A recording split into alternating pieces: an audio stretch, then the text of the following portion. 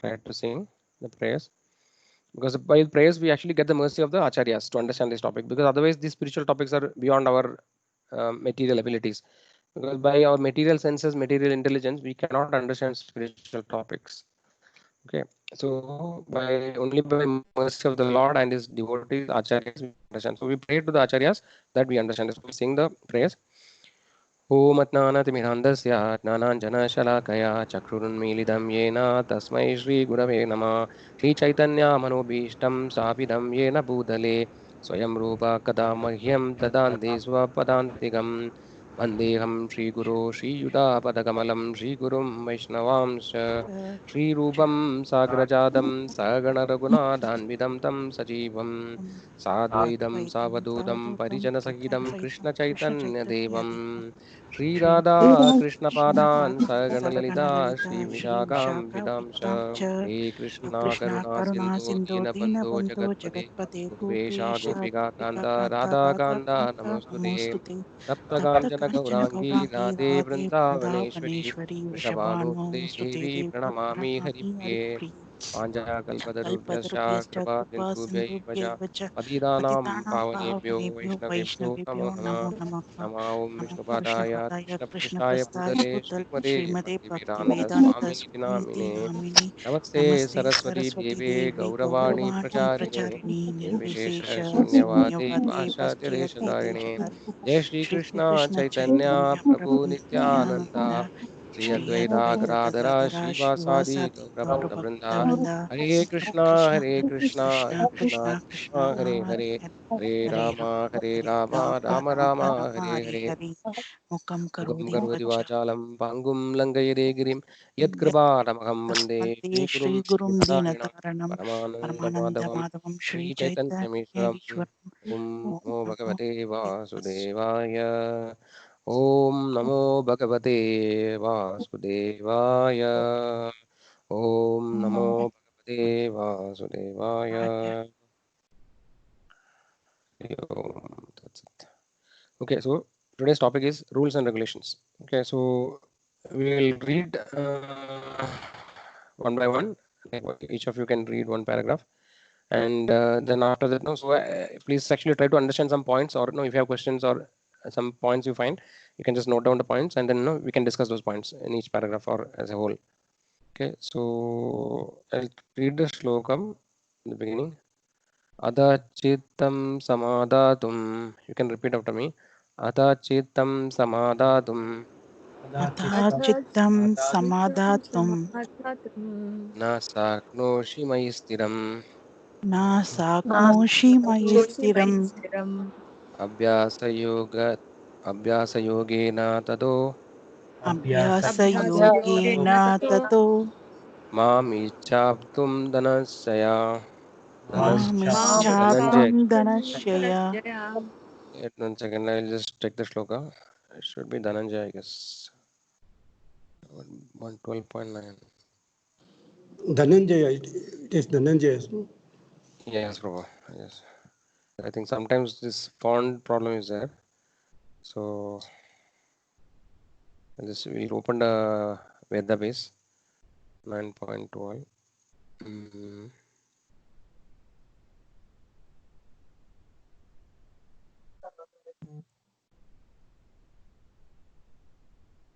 No, this is not one. What is the shloka? 12.9. Sorry. 12.9 Prabhuji.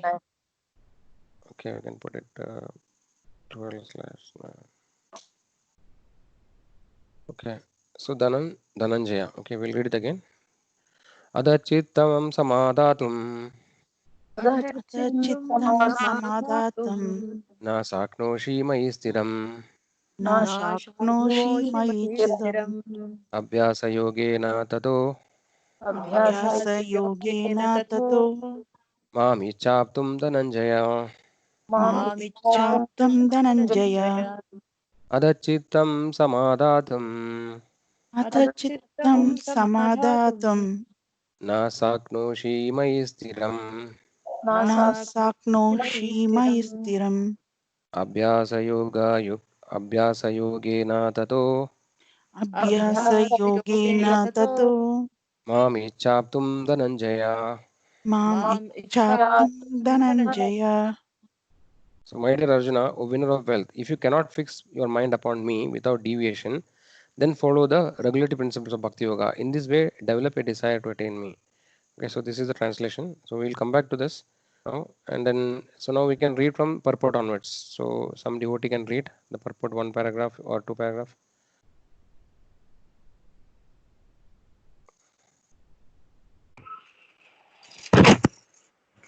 Shall I read, Prabhuji? Somebody want? Yeah, one of you read, please. 1 second. Yeah, you can read one paragraph, Prabhu. Purport.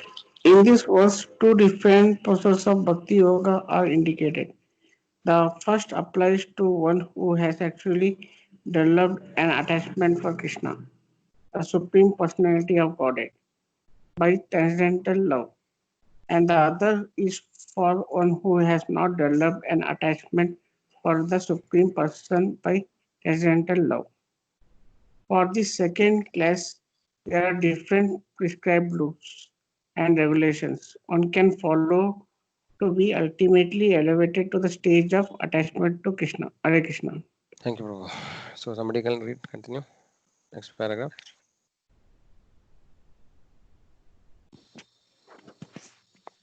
Aruna Mataji, you can read. I will just, yeah.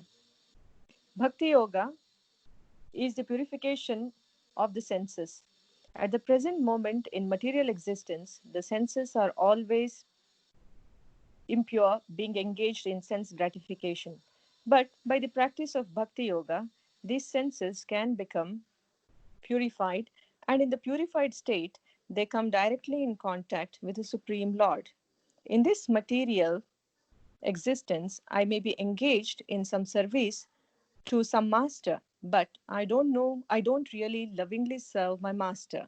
I simply serve to get some money. And the master also is not in love. He takes service from me and pays me. So there is no question of love. But for spiritual life, one must be elevated to the pure stage of love. That stage of love can be achieved by practice of devotional service performed with the present sense.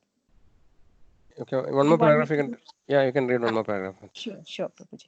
This love of God is now in a dormant state in everyone's heart. And there, love of God is manifested in different ways, but it is contaminated by material association. Now, the heart has to be purified of the material association, and that dormant natural love for Krishna has to be revived. That is the whole process.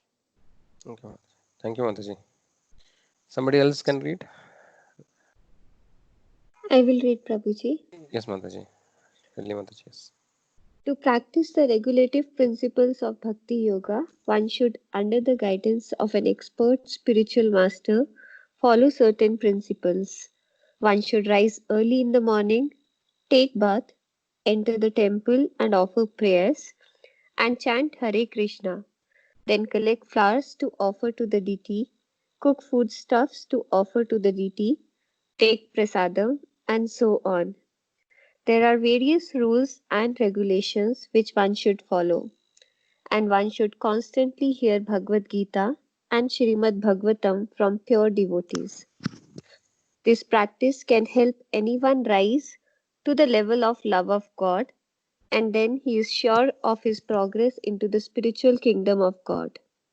This practice of Bhakti Yoga, under the rules and regulations, with the direction of a spiritual master, will surely bring one to the stage of love of God. Yes, Mataji. One more. Next paragraph also you can read. Okay. There are so many rules and regulations, and if one at all wants to understand Krishna, he must follow the regulative principles described in the authoritative literature. One can perform penance in accordance with those principles. For example, to undergo serious penances, one may observe fasting on Janmashtami, the day of which Krishna appeared, and on the 2 days of Ekadashi, the 11th day after the new moon and the 11th day after the full moon. Bhagavad Gita 11.54. Okay, Mataji. Thank you. Somebody can read. Next. Can I read, Prabhuji? Yes, Mataji, sure. One has to perform devotional service in full tapasya, austerity. One should fast on the 2 Ekadashi days, which fall on the 11th day of the waxing and waning moon and waning moon, and on the birthdays of Lord Krishna, Lord Rama, and Chaitanya Mahaprabhu. There are many such fasting days. Yogena means by controlling the senses and mind. Yoga Indriya Sam, Samyama. Yogena implies that one is seriously absorbed in the self and is able, by development of knowledge, to understand his constitutional position in relationship with the super self. In this way, one becomes fixed in devotional service, and his faith cannot be shaken by any material allurement. Srimad Bhagavatam 3.27.22. You can continue. In the Continue, Brahma, Mataji. yeah, in the Brahma Vritta Purana, it is said that one who observes fasting on Ekadashi day is freed from all kinds of reactions to the to sinful activities and advances in pious life.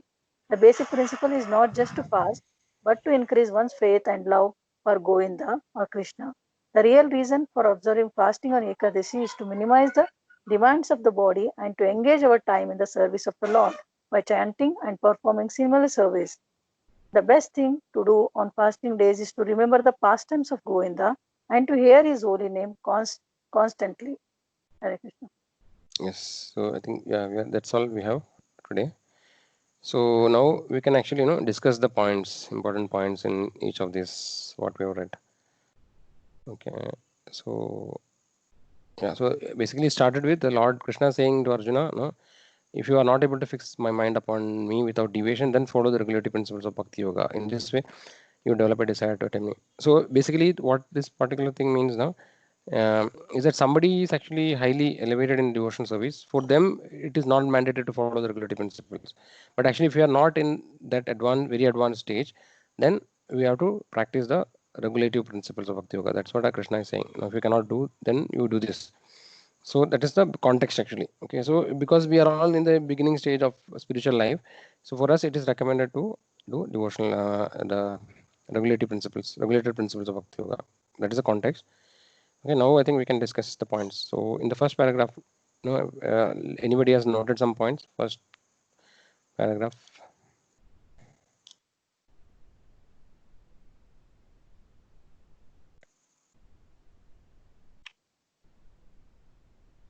Prabhuji, this regulatory principle of Bhakti Yoga is the ABCD, the association and all, right? Prabhuji?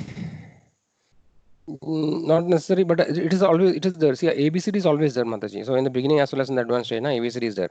Okay. Association, books, chanting, and diet. So this we have to Yeah. continue throughout the devotional service. But they are the basics actually. Okay. Yeah. Those are the five angas of Bhakti also. Like, Triangles of Bhakti we discussed last week, no? So there are yeah. some more thing. These are there, and plus like Mathura Vas is there. Then Vaishnava, serving Vaishnava devotees, that is there. Yeah, Okay. that is all. Yeah, so four of them are actually there, and then one more. No, Mathura Vas is there. Yeah, yeah. Correct. Yes, Means ma'am. these are the here you mentioned like what are the regulative Bhakti Yoga regulative rules, right? These are Mm, things. yes. So what Prabhupada is mentioning, na, like what has to be done, like getting up morning. So we'll come to that after some time. Okay. Okay. Those are the things actually, which are regulative principles. Okay. So actually, what is overall today's session? What we have to understand is that we have to understand that why it is important to do regulated, like why the rules and regulations are required actually. So somebody may ask question, no, why do I have to follow regulated? Why can I, because I have love of God, why should I do any of these things? That kind of question we may have. So we have to understand why, actually from the purport and description, we have to understand why it is important to do devotional, regulated devotional service. That's the whole idea. Okay. Okay. Yeah. And basically, like if you follow those things, like it will create discipline in ourselves, so Mm-hmm. that we can seriously, like without deviating, we can continue. Like if you have rules and regulation, then only one can lead a disciplined life. Correct. Exactly. Yeah. Yeah. That's nice point, Mataji. So anybody else other opinion? Okay. Basically, so basically here in the first in this paragraph, what exactly is mentioned? Can somebody can we'll discuss that first. Okay. So basically, there are two things mentioned right here. What are they? So basically, in this, they are saying that there are two types of people. One who by default is already in the service or has that love for the Supreme Lord Yes, already in the heart. But correct. second type of people are not into it right now. Mm. Maybe they have to start developing, or that love is still dormant for the Lord. And there would be different rules and regulations in terms of bhakti yoga for the first and the second kind of people. And later Exactly. they are talking about the senses, how we are purifying those senses in Mm. each case. Yeah. Okay, Mataji, very nice point. Yeah, exactly, correct. So anybody else has any other view on that first paragraph? So So, Prabhuji, one who has not yet attached, developed an attachment, mm, how to make them to follow, and or how to follow, uh, what rules and will apply for them. yes, that we will discuss, no, Mataji, no. So, Okay. but first we have to accept that okay, there are two kinds of people. Yeah. Because in the first paragraph, we have to understand that there are two kind of people. Okay, so that we have to clearly understand actually. So, as Mataji explained, no, one actually is have already attained the transcendental law of the God. Okay, so they actually don't need to. It is not necessary for them to do the regulated devotion service. And other people actually who are not having the love of God, actually they have to undergo the regulatory process. So does anybody think, no, any of us like where do we fit actually, all of us, first or second category? I feel second on the Second, not Prabhuji. yet latest. Anybody is in first category?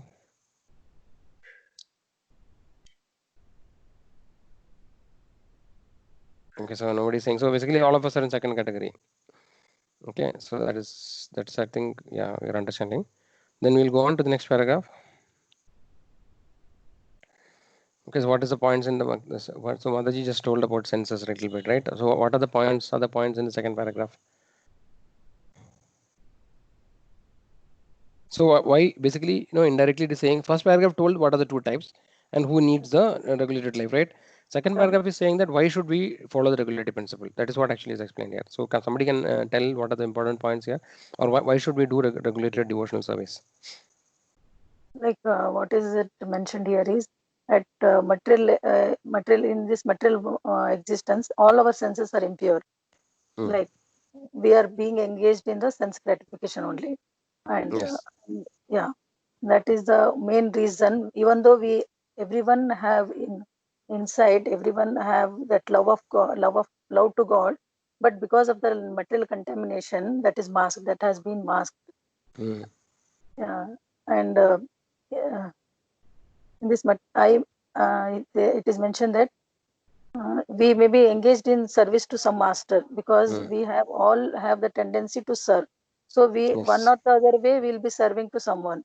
We will be serving to our kids, our husband, or our in-laws, or at office colleagues with managers and all. One or the other way we will be involved in the service. Yes. So that is the tendency of the material like human beings, Hmm. but not really loving the serve to the Supreme Lord, because we Yes. are more attached to the sense gratification, and Hmm. our because of that our we have been masked by those material contamination, and we forgot about totally about the love of God. Yes.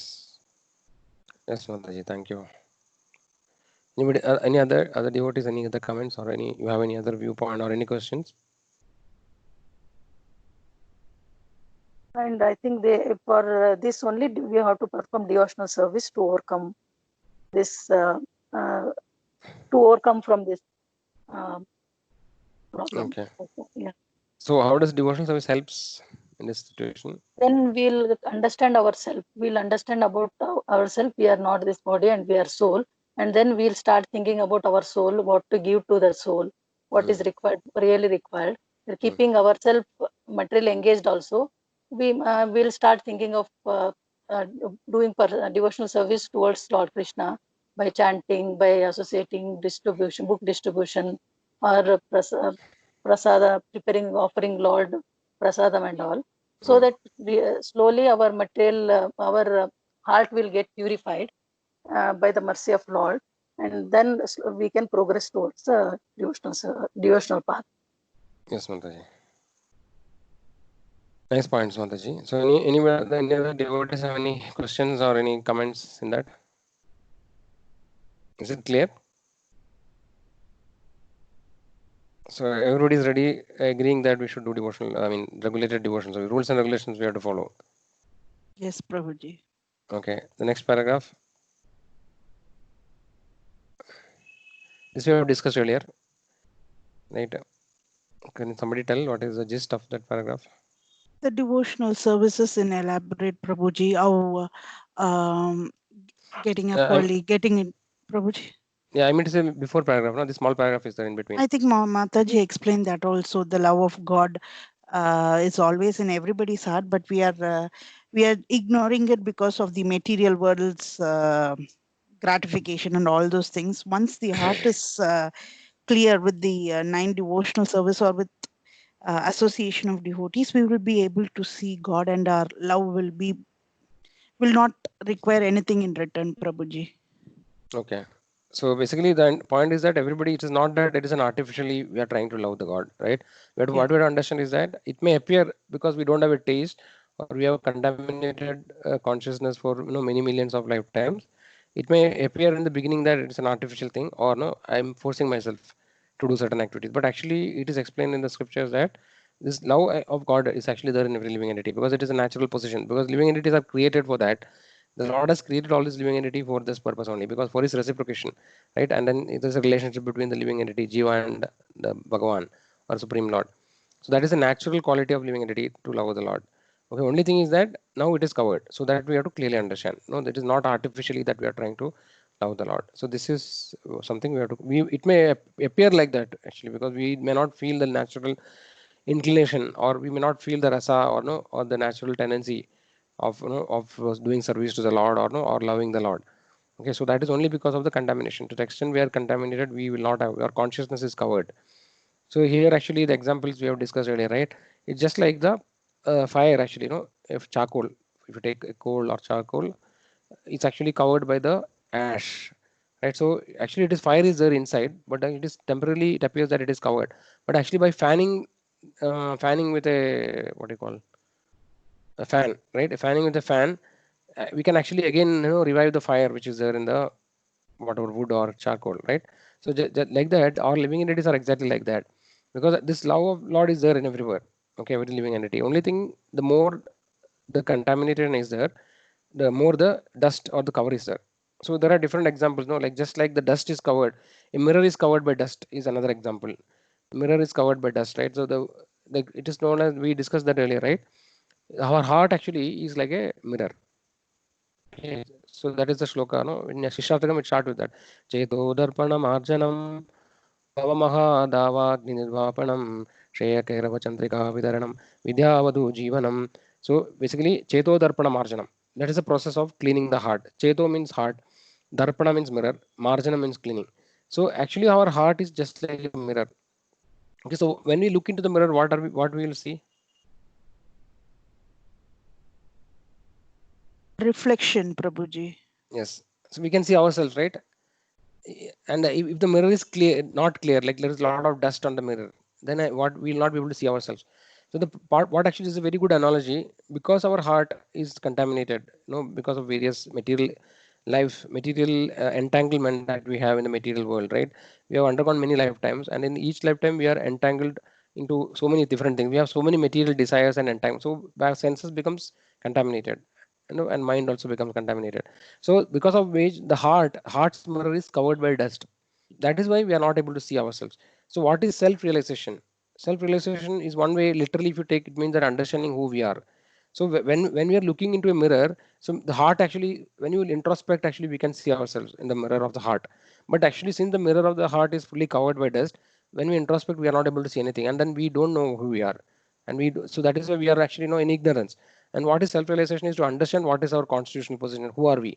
So for that, actually, we have to first clean our heart, so that actually when we look at the heart or when we introspect, we can see who we are clearly. So that is the whole point actually, right? So that is the consciousness is covered by so much of contamination, and the entire process of devotional service is actually meant to clean this mirror, so that we start seeing ourselves. And when we see ourselves, then we can see also the Supreme Lord. Because first we have to see ourselves. Then only we can see the Supreme Lord who has created us actually. And then because there's a connection between the living entity and the Supreme Lord, when we understand who we are really, then naturally the natural progression is that we start understanding who is Supreme Lord and what is the relation between the Supreme Lord and us. So this is an important analogy we have to understand. Okay, so the cleaning, the entire process of devotion service is meant to clean this heart or consciousness. Okay, is that clear? Prabhuji, I have one question, Prabhuji. Yes. Means fixing the mind to the Krishna and Bhakti Yoga. How do you differentiate between the both, Prabhuji? Both are same only. Fixing the mind on Krishna is actually bhakti. Okay. There's no difference. Ultimately, But that I mentioned, the ultimate success or the highest achievement that you can achieve in devotional service is to become Krishna conscious or God conscious. To come to a state where you're always able to remember the Lord, fix the mind in the Lord. So if you're able to fix the mind in the Lord always, then actually you have already achieved what has to be achieved by devotional service. okay, Prabhuji. But in the translation, Krishna says that if you can't able to fix the mind to me, then you need to do Bhakti Yoga. So Not exactly. So he's saying that then you have to do regulated bhakti yoga. No, so if you cannot fix your mind upon me without deviation, then follow the regulatory principles of bhakti yoga. So fixing the mind on Krishna is bhakti yoga only. But if you are not able to do that, then you have to follow the regulatory principle. Means by follow the rules and regulations. Both are bhakti yoga. okay, Prabhuji. Yes, bro. Good that you asked that question. Uh, okay, so now we'll go on. Any other questions are there?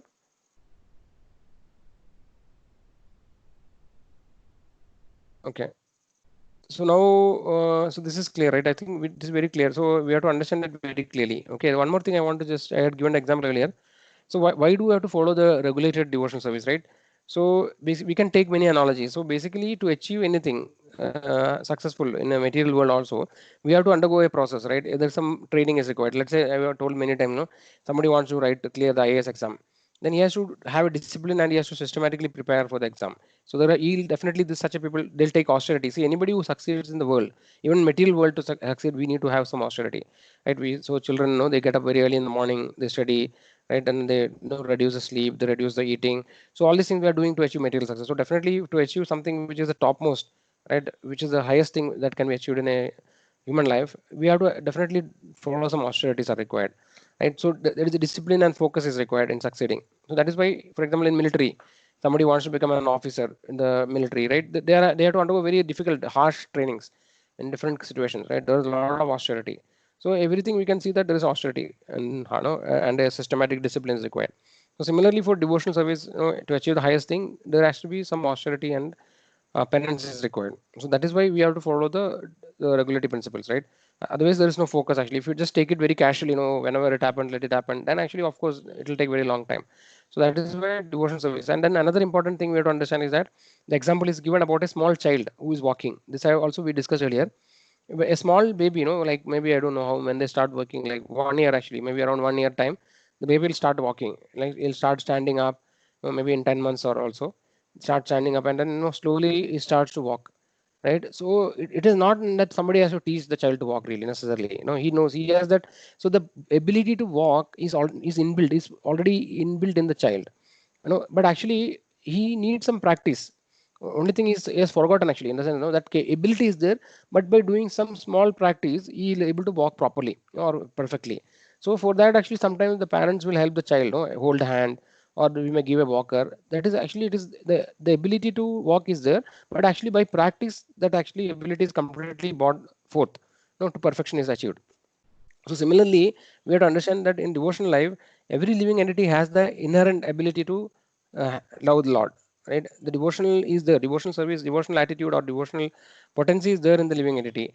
Only thing is that we have forgotten it for so many millions of lifetime. So again, by practice, so the regulatory principles of devotional service is actually, the means by which the living entity is again remembered about its original constitution by doing these things. So just like we know that in some movies and all, we might have seen, somebody might have lost his memory, and then when again that person is brought into an environment which actually is familiar, or no, when he's told about some things, like in our day-to-day life also we see, sometimes a smell when it comes, we are remembered about some past, incident, like when we were small, or no, some sight, some smell. So some of the sensory perception actually reminds us about something which we have forgotten. Similarly, all of us actually, we were all remembering the Lord. No, we were actually all we are all actually sons of the Supreme Lord.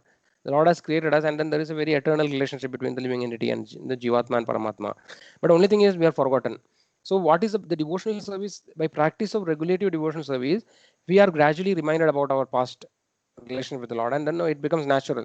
Once it comes, then it becomes natural. Just as a child, a small child, no, initially it may not be look very natural for him to walk. No, he may fall down many times, and he's not able to do perfectly. But once actually starts walking, we don't have to think about walking, right? It is natural. It just happens automatically.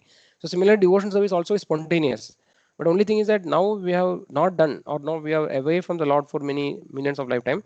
Now it looks very artificial, and no, it is not spontaneous. But once we practice the devotional service by regulative principle, then actually these rules and regulations are actually, it's just like they are only the means. And once actually you start, for example, for a small baby, the walker is only a temporary thing, right? It's only a transition phase. Till he has to be comfortable with walking, he needs a walker, and after that walker is not required. So similarly, rules and regulations are also in technically like that. To actually revive our consciousness, we need regulative principles, so that we know do all these things systematically. And then once you actually start walking naturally, or no, start the natural spontaneous attraction for the Lord come, then actually we don't necessarily have to follow it. But actually, in practically, what we see is that, oh, even we see that many advanced devotees also follow the regulative principles, because that is more due to more for the reason of being an example for others to do. Because there is a shloka in Bhagavad Gita, we know that yadat ajarada shreshtas, right? So whatever a main like a big person do, right, everybody tries to follow. So similarly, so when we see, when somebody is a advanced devotee, and he, actually technically he may be already crossed the stage of Vaidhi Bhakti, or no regular devotion, but actually you'll still perform it so that everybody else will follow it. So like that actually we have to understand. So that we have discussed. No, there are three stages of bhakti. No, one is Kanishtadhikari, Madhyamadhikari, and Uttamadhikari. So Kanishtadhikari is a neophyte devotee, somebody who has just started his devotional life. Then Madhyamadhikari, who is in the middle stage. He's quite very advanced devotee, but actually is not completely perfect. Then Uttamadhikari is a perfect devotee, pure devotee, who is beyond the material level. Actually, he's not under the influence of material energy. He's pure. He's already liberated, pure devotee. So like that. So we see that Uttamadhikari, or a pure devotee, he comes down to the state of Madhyamadhikari just to show others for preaching activities, and no, to interact with the normal people, he'll come down to that level. But actually, he's not in that level. Okay, so that is little technical topic, but nevertheless, actually we have to. So this point is very very important, that we have to really understand why we have to do regulated devotion service. If somebody forces us to do something, now we know nobody likes to do, right? So when we understand the reason and then we do, then actually there is a more what you call, we have better acceptability, and we become comfortable in doing that. But just because somebody is telling me, okay, I have to do this, get up early morning, and I have to chant so many rounds, I have to do this, I have to do that, then actually somebody is imposing upon me, means I find it very difficult actually to do it. No, I find it very, what you call, boring, or very much what you call, something which is forced upon. But actually we understand, okay, why I have to do this, then it becomes easy for us to follow. And we, so just like a small child, right, or a child or a young child, no, he may not have any interest in studying because he always want to play. But then once you start understanding that, okay, this study is very important for me, my future life, my future depends on this, and then once he starts understanding, then actually he may be ready to take extra hardships, getting up early morning, whatever for required he'll do. So similarly, we also have to be intelligent in understanding, why are we doing certain things. And we should not do something just because it is because of sentiments, or no, just because somebody is doing. So that kind of understanding we should develop. Okay, any questions till now?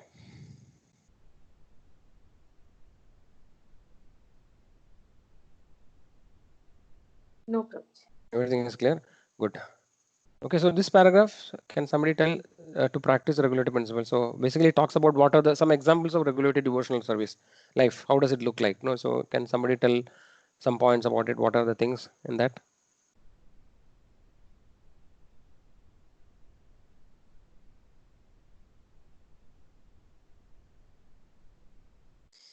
Yes, no, am I audible? Yeah, Prabhuji. Yeah, Shall I Prabhuji. try, Prabhuji? Yes, somebody can please tell now in this what constitutes the regulated devotional service, or what are the different rules and regulations that we have to follow? You can tell from this paragraph what is there in this text. That's about getting up early in the morning, Prabhuji, taking bath, and somehow I correlate this with the 9 devotional services. Basically, they are trying to say that our entire day's activity has to be around Krishna, and everything Exactly. has to be for Krishna. In short, Yes. from raising up, taking bath, or the next thing, collecting the flowers, or even making prasadam. In short, everything has to be around Krishna, thinking of Krishna, for Krishna. Mhm. Yes. And if we start practicing this, Prabhuji, slowly we will start getting into the mode of devotional, even though if you don't like it, once you will start doing it slowly, as Mataji, or as you have told, no, Prabhuji, if we take one step, God takes 10 steps towards us. Mhm. By our these steps, we will be able to cultivate love to Krishna, or we'll start with the basic devotee step, Prabhuji, if I'm putting Yeah. it right. Yeah. Yeah. Yeah. So what are the things, for example, so basically it is talking about how a day starts, right? In devotional service, like getting up early in the morning, because Brahma Muhurta is actually considered as in the mode of goodness. So it is very good for doing good activities, pious activities. So that's why getting up early in the morning is very important. People who are actually the mode of goodness, they get up early in the morning. Okay, because that is the time mode of goodness actually prevails in the early morning time, Brahma Muhurta. And then whatever activity you do, like if you study or if you do any activity, actually our mind will be clear, and we'll have be able to focus more, and all auspicious things are actually done during this time. So that's why it's recommended that we should get up, possible get up early in the morning. Then taking bath actually is a important aspect, because it is a purity, right? We have to have internal as well as external purities required. Then after that, entering the temple and offer prayers, actually, which means that if you are staying near a temple, we can do that. Otherwise, when at home, actually, we can have deities at home, or no, or picture of the Lord.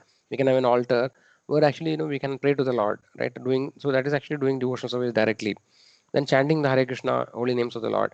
So chanting the holy names of the Lord, we can is never overemphasized, right? We have discussed so many important time many times, because that is the process for the Kali Yuga. Because Krishna is Lord has given the different processes for different yugas, and for Kali Yuga, the process is Nama Sankirtanam, right? Yatnai Sankirtana Praye Yajantihi Sumedasa, right? So then actually we are, there are many shlokas. Kalir Dosha Nidhi Rajan Asti Egan Mahan Guna Kirtana Neva Krishnasya Mukta Sangha Param Brajet. Harer Nama Harer Nama Eva Kevalam Kalau Nasteva Nasteva Nasteva Gatiranyada. Hare Krishna, Krishna Krishna, Hare Hare, Hare Rama, Rama Rama, Hare Hare. Idi Shodashagnam Namnam Kalikalmashanashanam Mata Paradrobhaya Sarva Vedeshu Drishyate. So like that, from all the scriptures, Acharyas have figured out that there is no better way for Kali Yuga than chanting the holy name. Because the holy names of the Lord are not different from Krishna, that we have discussed many times, right? So, no, what is it? Nama Namino Abhinatvam.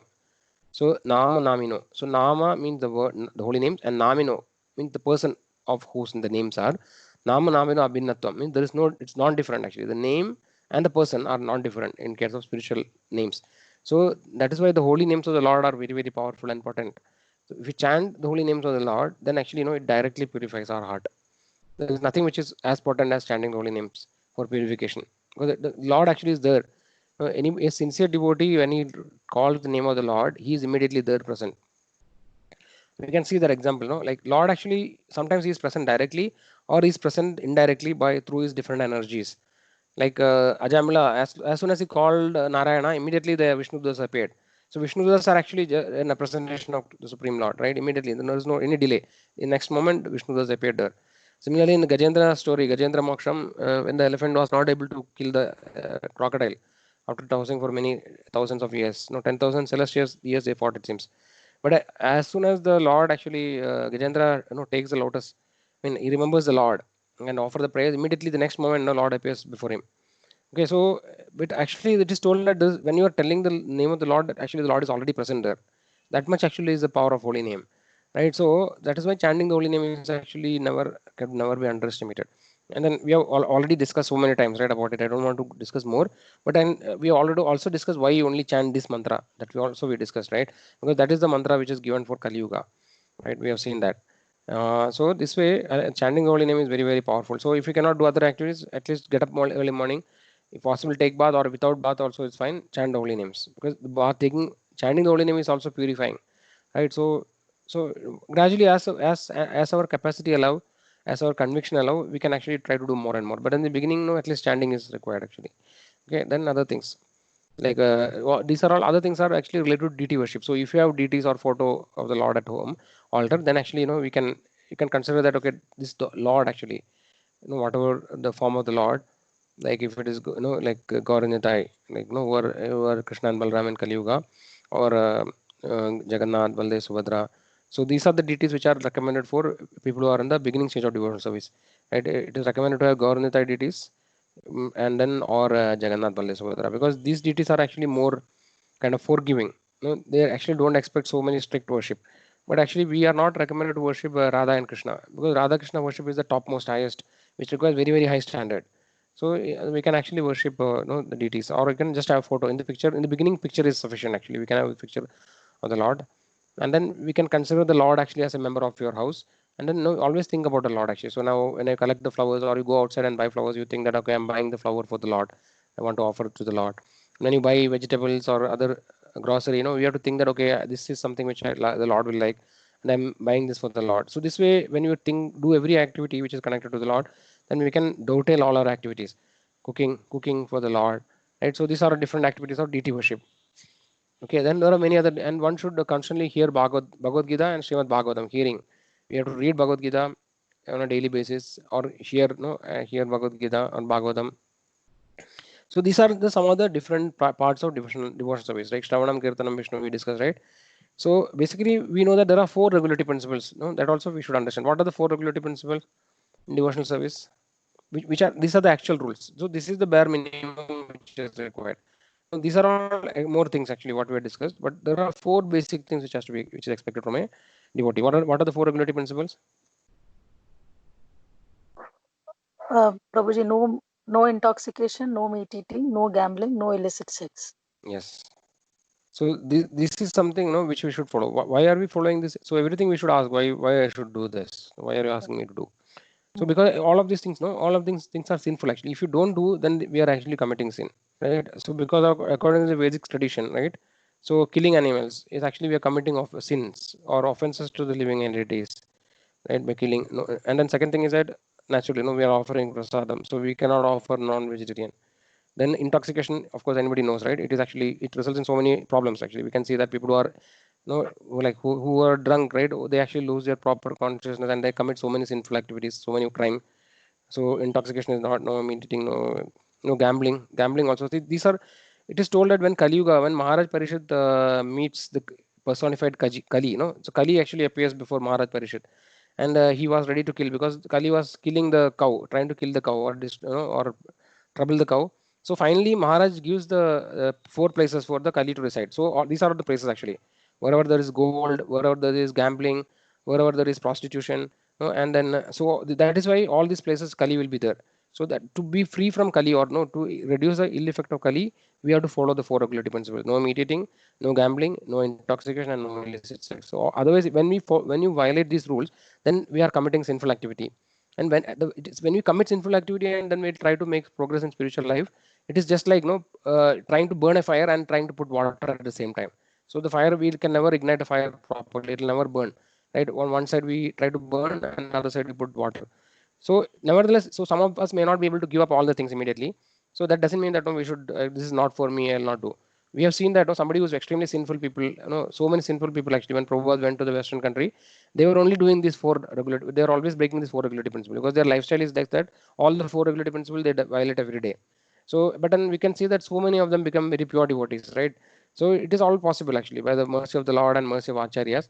We have to understand that devotional service and devotional spiritual life doesn't work like material activity, right? We cannot see how, we cannot exactly logically understand how it works. But if you have faith in the Acharya, faith in the scriptures, and follow the instruction, then we will be really amazed, or we will feel that it is miraculous how things are happening. But it definitely it works.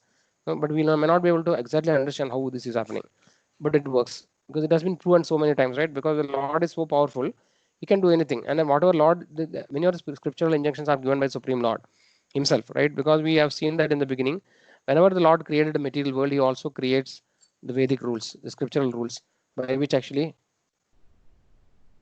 he also create the scriptural rules by which actually the living entity can come back. We have discussed that earlier, right? I think all of you remember. The material world is like a toy place. It is a replication of the spiritual world. The spiritual world is a real is a real place. The material world is just like a reflection, and he has created a toy place where for the conditioned souls to enjoy. If the people living entity want to what you call rebel against Supreme Lord, he has given this place where actually they can try to satisfy their ego and whatever their desires are. But it's a kind of virtual or temporary place. Okay. So, when he created his temporary place, he also created rules and regulations. How can you come back to me? Now you are temporarily lost, right? But actually, he is not very harsh or not inconsiderate or not loving father. He is a loving father because the living entity has a desire, and he is forcing the father to that I want to enjoy independently. He allows them to come to the place, but also he gives the information by which actually they can come back to him, right? So these are the scriptures are actually the rules or no the rules and regulations, or all these things are actually are given by the Supreme Lord.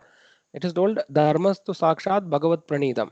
So it is actually dharma and rules are given by the Supreme Lord, right? It is so by Lord mercifully give the rules and regulations by so that the living entity can find a way to come back to go back to him. So that's why all these rules and regulations are important actually, and it is given by Lord himself. Any questions until now? Yeah, one question on this four Yes. basic principles, Hmm. like no meat eating. So, for example, we take some of the medicines. They're like medicines may have some mm, meat sources, or for example, capsules shell are made up of this gelatin, which Bones. is Hmm. which is produced from bones and cow Hmm. bones especially.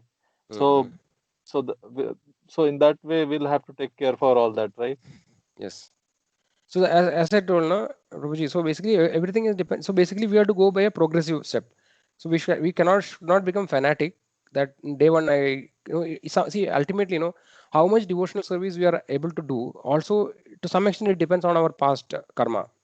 Okay, so some people actually find it very discomfortable because we have seen that we have seen in the previous discussion that that is actually the sloka is what is Sujinam Srimadam Gehe Yogo. Basically, if somebody performs devotional activity in this life and is not able to complete, they get an opportunity to continue in the next life, whereby they take birth in an environment where actually everything is favorable. So sometimes when we are born in a very Brahmanical family or a spiritually inclined or a devotee family, then everything is natural for us. We get an automatic and natural environment, and we take it just like a fish takes to water, right? We don't find anything artificial, and we find it very blissful. We can directly day one we are very happily doing devotional service, but otherwise because of our contamination we find it very difficult. So whatever actually we should do things in such a way that we can sustain it, right? We should not suddenly if I like day one I'll say I will completely stop everything, like I'll leave my family or something drastically. If you think, then it may not be sustainable. A few days we'll do and we'll come back. So to answer the question, what we should do is that we should do like practically and systematically how much actually we are able to follow, we should try to follow. Okay, so basically, in the beginning, like if it is possible or if you feel that it is necessary, we can take medicines. Okay, but gradually we should try to come to a stage where actually, if you are aware that, for example, there is an animal content or there is violence against animal in certain things, then actually we should try to avoid. If you can look for alternatives. For example, like many people have vitamin D deficiency now, Yeah, right, in Bangalore. And then most of the time, the vitamin D source actually is from the animals, from fish, correct. cod liver, or various other things. Okay, so there are two alternatives actually. So initially, I also was taking actually this whatever sachet comes, which is having, but then I found that there are some vegetable alternatives actually, right? There is some kind of plants or some fungus kind of thing. They are Yeah, actually able to extract vitamin D. Okay, and otherwise you can go to sun and stand, right? So there is nothing given possible yeah, actually. So yeah, basically, sometimes they say if there's a will, there is a way. So if we gradually, when we become more and more what you call interested in following, then the Krishna in the heart, actually, he is there in the heart, right? He will give us the intelligence by which we can follow more and more. So in the beginning, whatever is practically possible, we can do, right? So we may not go to very much deep actually. So basically, focus on chanting and developing our faith. And so as and when our faith increases, automatically, Lord will actually gives us the intelligence to follow more and more what is necessary. So that is a simple kind of thing we can think. Right. So technically speaking, yes. So as much as possible, we should avoid actually. But sometimes it is necessary. So if medicine is required and then there is no alternative, and you are really having a problem, and then you have to take the medicine, then we should take the medicine actually. The Lord understands. So we can pray to the Lord. Actually, no, I don't have any other option. I am taking this medicine. But many of times we may have alternatives. We can try to seek it if it is possible. But yeah, so we have to see what is practical, and no, it all depends on how much actually we have faith and what level we are following. Accordingly, that much we can follow, bro. Is that Yeah. okay, bro? Yeah, this clarifies. But Okay. some of the things I feel change with time. Like my grandfather used to say, uh, uh, in case of gambling, this stock market and all is gambling. But Yes. now to develop our country further, if we don't, government invites that money. That government want that money to, so that these investments can be put into the companies. So that way also I see, if everybody stops putting in market or providing companies, how things will go on. So now, from maybe during my grandfather's age, it was surely a gambling, or how, I don't know how it was then. But considering Yeah, bro. today's perspective, so yeah, some, or Yes, bro. today Hmm. in US and all this, live in, or in India also, to pretty much this Yeah. thing, live in is in practice. I don't know whether that will be a sinful activity, or how will Yes, it be bro. considered. It is sinful, bro. See, according to basically, according to Vedic culture, no, we have to get properly married and have a this thing, what you call, and a proper relationship, which is actually authorized. Okay, so without any, so living relationship is actually, what in America and other Western countries, it is there for a very long time, right? That is actually the norm Yeah. there. There's no, basically, it's everything is casual. No, people in the college only, they just have whatever they like to have, they will have the relationship. There is no commitment, there is no this thing. So that actually is a sinful, right? According to the Vedic scriptures. Actually, see, from the human perspective, we can understand, right? See, what is the difference between animal and human being? Well, animals are like that. So that is what Bhagavatam says.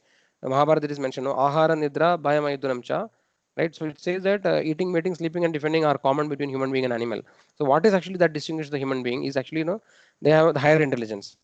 Mm. Dharmo hi edo adigo vishesho. Dharmo hi hina pashuve samanam. So there is no the sense of dharma. Then actually the human being is just a two-legged animal. So, but actually, naturally, see what happens is that when most of the people follow certain things, in today's world, no, everything is democracy, and whatever most people do is right, right? So, and then Yeah. because dharma is declining continuously, so the Kali Yuga is already foretold in Bhavishya Purana and in Srimad Bhagavatam 11th canto, 12th canto. It is already told that as Kali Yuga progresses, things become more and more completely fallen. Nobody will follow anything, and it becomes more and more degraded.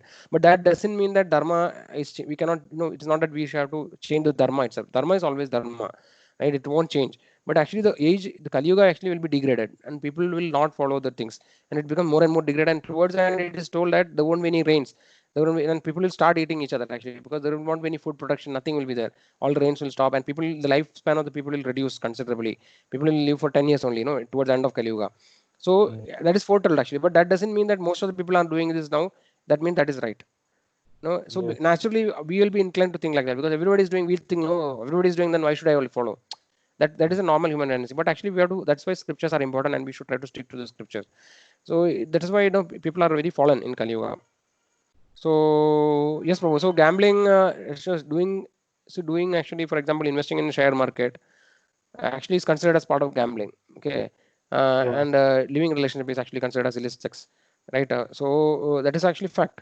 So how much ever we can follow, we can try to do. It is not that, no, like let's say you have some lot of investment in share and tomorrow you do, immediately exit. That is not necessary. Gradually, because it is like this, as I told you earlier. So unless and until, see, if you leave something and then you don't have something higher, then actually it will be very difficult to sustain that. So that is why it is told, no, param drishtva nivartade. Rasavarjam rasobhyasya param drishtva nivartade. So basically it is saying that by getting a higher taste, we can give up the lower taste. So we, unless and until we have the real faith in all these things, we cannot just artificially giving up is actually may not be a good idea, because then actually, it may not be sustainable. So what we have to do is that, see, like investing in stock market, it is not very greatly sinful activity, but it is not actually very good also. Okay, so Yeah. so we can actually continue if you have exposure in stock market. Not that tomorrow you have sell everything. You can actually gradually, when you have faith, you can think actually, but you can just keep it in your mind actually. May not be, because see, we know that stock market anyway. Forget about spirituality. It's always a risky thing. Anytime things can sway this way or that way, and ultimately based on your situation, no, you may. It is told, generally it is told that when you are taking birth, no, more or less what actually you will enjoy in this lifetime is decided, already predetermined. How much enjoyment and how much suffering a person, a living entity, is going to take in that life, right? That is already fixed more or less as Mm. per Garuda Purana. right? And also we know as per astrology also, more or less it is fixed. But then there is an endeavor from our side and there is a free will. But actually we cannot completely change everything. There is more or less fixed. So that's what, a devotee who is actually having faith in the Lord, he will completely depend on the Lord, and he'll say that whatever is happening in my life is the because of the Lord's will. And then and when the devotee is fully surrendered onto the Lord, then Lord will definitely ensure that he will never be, what you call, he'll never be in a losing stage. That's what Krishna says in Bhagavad Gita. Kaunteya pradijanihi name bhaktya pranashyati. He's saying that, oh Arjuna, declare boldly that my devotee never perish. So actually, this understanding how it perishes may not be in the way which we want. So we may think that if I lose money or if I become poor, then I am lost. That is not actually true. Yes, the real achievement of a living entity is actually to free from the cycle of birth and death and go back to the Supreme Lord. So apparently it may look that, okay, if I lose this particular job, no, then I am completely ruined. Or if I don't get this much money, I am completely ruined. This is our thought actually. But the Lord, Yeah. because Lord knows you not only in this life, He knows you for millions of lifetime in the past, and He knows what is, what actually is your future. So He knows actually what is best for us. So sometimes for a devotee, becoming a pauper may be good for him to become a pure devotee, and some for any another devotee becoming rich may be helpful. So accordingly, Lord actually, if you surrender to the Lord, we have to completely leave it to the Lord. We cannot say tell the Lord, okay, I am surrendered, Lord, but I want to add things to happen in this way. I want this job Yeah. and I want that. Like that, we can't say. We surrender means Yeah. completely surrendered, and whatever Lord gives to us, we have to consider that it is actually a desire. So then actually Lord will test us in this way, right? So most of the people will immediately, you will not be able to continue because we feel that, okay, this is dangerous, or things are not happening in my way. So then it will be difficult. So that's why it is not easy. This is a only very advanced devotees can do that. That is why, complete surrender is actually a very advanced state. So from practical perspective, some of the things are very obvious, no, like illicit sex is actually, we can understand that, like living relationship is not actually good, right? Because it is like just like animals, right? Because they have today, their dogs will have today one partner, tomorrow another partner, and then they don't have any sense of anything. No, even see Mm. pigs, hogs, they will have a relationship with even mother and sister also, right? Prabhupada used to say they don't have Mm. any distinction actually. So then if we Yeah. also become like that, then what is the purpose? What are we? So there is nothing Yeah. distinct. So actually some of the things we are obvious to us, this is right and this is wrong, so which actually are not recommended, definitely. That is sinful. If you continue doing that, then it will be difficult for us to progress in spiritual life. So that is why, again, putting water, right, pouring water and, burning the fire. So we should Mm. try to minimize the sinful activities as much as possible. Okay, Mm. having a wedded wife, like duly wedded, authorized by scriptures, by the blessings of parents, is actually the best thing according to the Vedic scriptures. So Mm. such a relationship, and whatever sometimes difficulties comes in our life, no, because marriage life is not never easy actually, right? In today's world, we can see that, no, practically, like, no, it's very Yeah. like in Western countries, actually nobody is able to continue for a long time. There's very easily difference of opinion because both of people are very egoistic. They're not ready to compromise. So for every Mm. small thing, no, there will be quarrel, and then immediately they want to be separated.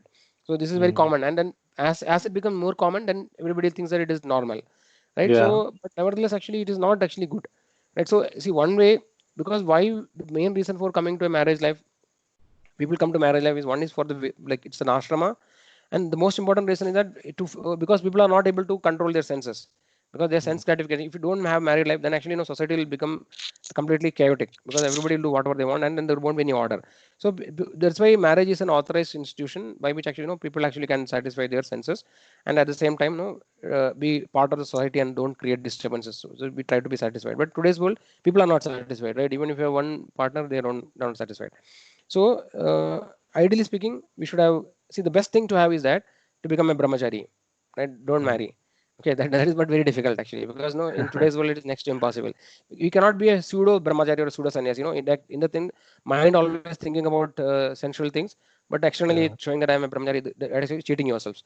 Okay, so if not possible to become a brahmachari, then it's always better to be a good grihastha. Try to, be in a married life, and but it is always better to have a, if you are trying to become a devotee, it's always better to have a devotee partner or somebody who understands us. But then most of us, like, if you're already married and we don't can't change our situation, right? It is already there. So then try to pray to the Lord and depend on the Lord, and try to pray that all the people in the family becomes devotees. They try to become favorable. But in generally, for a person who is alone, right, a brahmachari or a person who is alone, for him actually it is very easy to make progress in the Lord, a spiritual life, if he is having Mm. faith, because the obstacles and difficulties are less, distractions are less. Mm. Because Mm. material life, married life and material life means, it is all so many kind of entanglements are there. We Mm. start with very simple thing. Okay, initially I think that, okay, like our life is like that. No, we have seen it, right? We take birth when we are small. No, the parents want the children to become successful. They want to get a good job. then they make them study nicely, and then when they become bigger, then they want to get a job. When they become get a job, then parents want to get them married, then they will get married. Then they will think, okay, let them have children, nice children, like that. Lives keep going actually, right? Mm. So the thing is that, but once we get married, what happens is that our necessities and dependencies increases like thousand folds, right? Because Mm. when you are alone, your bachelor means like we can just stay in a small room and then just do a job or whatever it is. Actually, we can focus if we're doing devotional life. But actually, when you have family, means there are two people require. We need to have a house, we have to rent, and then house, actually there will be more expectation. I want a very nice house. Then in the house, then there's so many desires come. I want television, I want fridge, so many things continuously, and then we come go to the internet website, keep on shopping online, search for what is new. So basically, like this, our mind get completely engrossed in so many different things. Then no, then Mm. once children are no, then that. So when you're married, like there are two desires, two people desire, right? When children are there, it is multiplying. Then each of the children will have different desires. I know they want Papa, I want this, Mama, I want that. So like that, all these things, completely continuously entangled. It's just like we are getting more and more caught up, and then it becomes more and more difficult for us to become peaceful and free, because all these so many things Mm. will bind us all the time. Okay, Mm. but no, the point is that this is just for understanding. I'm not saying that no, we should actually leave our family tomorrow, but we should be aware what is happening here, and then we should have Yeah. some breaks. We should not just let go everything and without any control, just become a victim to the situation. We should understand, okay, these are all the things that are happening. This is how material world is. No, this is Mm. how material world happens. We have to understand what is happening here, right? And then accordingly, we should understand that ultimately one day we have to leave everything and go, whatever it is. So many, whatever we accumulate so many houses, so many wealth, so many whatever, so many gadgets, everything we have to leave one day. It's nothing belongs to really us. So we have to be aware and don't try to too much unnecessarily accumulate thing which is not really necessary. Have a simple lifestyle so that it is very easy to Mm. if even if we lose also we are not worried too much. If you have more the possession, the more actually we become disheartened, right? When we lose them. So like that, so many things are there. Okay, Yeah. Prabhu. So I think I've spoken more than what is necessary. Mm. One, I think so. one more clarification. Yes. You mentioned that shloka Harer Nam Yes. Kevalam. Yeah. Yeah, that is from Srimad Bhagavad Gita, right? No, Prabhu. Okay, that I is think it's from Kali Sandarana Upanishad, I think. okay. We can search it actually, one second. Huh? Or Brihad Naradya Purana, I think. Okay. Hare Nama, Hare Nama Iva Kevalam. So the similar reference is there in Bhagavad Gita also, In Bhagavad right? Gita, directly it is not there, bro. In Srimad Bhagavatam it is there. Okay, okay. Kalir Dosha Nirya Rajan, Asti Ekan Mahan Guna, Kirtana Neva Krishnasya, Mukta Sangha Paramrjit. Okay, let me find out actually. So this is in Chaitanya Charitamrita it is quoted actually, but I think it is originally from Brihad Naradya Purana, I think. Okay. Here we can understand, I think. Okay. So means my clarification was around it only. Like when we can uh, get through things just by chanting the holy name Hare Krishna, Yes. and we can progress with that, then why so many processes around it? And in that Ajamala story you told, no, in the Hmm. end he calls for Narayana, though Hmm. that will, I understand, it will not be the top level of liberation, but he liberates just by calling it Yes. in the last moment. Yes, So Prabhu. if throughout our life, if we uh, piously chant holy name, then that should be it. Why so many processes and other things? Yeah, the process is if you're able to chant, it's chanting is not easy, no. If you just try to Yeah. chant without any understanding, then actually we may not be able to sustain it for long. If you don't have taste for chanting, we'll give it up quickly. Okay, Mm. so basically we are trying to just like suppose somebody is having a disease, cancer is there. So Mm. sometimes we do multiple therapies, right? It's not that we just do one because the problem is more grievous. Means we try to solve it by multiple ways so that no we have a more confidence that it will be cured. So actually, as we discussed, only one process is sufficient. We told na Shravanam, Kirtanam, Vishnu Smaranam. So just by Shravanam or Kirtanam, chanting is Kirtanam. Only if you are able to do Kirtanam perfectly, we can actually attain the highest perfection. But because we don't want to take a chance, right? And then our lifetimes are limited, so we are trying to do multiple things. And then basically all the other things are just supporting your devotional activity, because we are following the four regulatory principle mean we are creating a favorable environment so that we can chant better. That is the idea. Or whatever devotional service we are doing, when we are reducing our sinful activity, we are actually having a better chance of performing our devotional activity. And then Mm. there are other processes. For example, if you take Vedas, they talk about different things like karma kanda is there, no, jnana kanda, upasana kanda, like the different. So if you ask why other that process are there, that is for different purpose, because in the material world there are so many different kinds of people, and not everybody is in the same platform, right? So somebody is very Yes. fallen, for them actually it is very difficult to take devotional service directly because they don't have any faith at all. So they have to go by step. So for them initially people are completely lost. So the varnashrama system is there, no, chaturvarnyam, like brahmana, Yeah. kshatriya, vaishya, shudra, and Yeah. brahmacharya, grahastha, vanaprastha, and sannyasa. So this is the varnashrama system. So this is meant for the entire human race actually, the all people, right? So by following the varnashrama, all the people in different stages they can benefit according to their according levels and in the society. Not everybody is going to take devotion service, right? Because actually devotion service is meant for the topmost people, right? Yajantihi sumedasa, it is told. Yatne sankirtana praye yajantihi sumedasa. Sumedasa means most intelligent. So only the most intelligent people and most fortunate people will take devotion service. You can see today's world also, right? Hardly one, not even 1% of the people are actually interested in devotion service. So only fewer people can take devotion service. So rest of the people, if they follow varnashrama system, they can gradually elevate. Okay, but in Kali Yuga, Varnashram system is very difficult. So based on the different levels of people and different consciousness, there are different processes which are mentioned in the scriptures. And we understand from the acharyas who have studied all the scriptures that what is the essence and what is the topmost. That is what actually we are trying to present. Actually saying that no, of that like Karma Yoga, Jnana Yoga, Dhyana Yoga, Bhakti Yoga. These are the four primary things.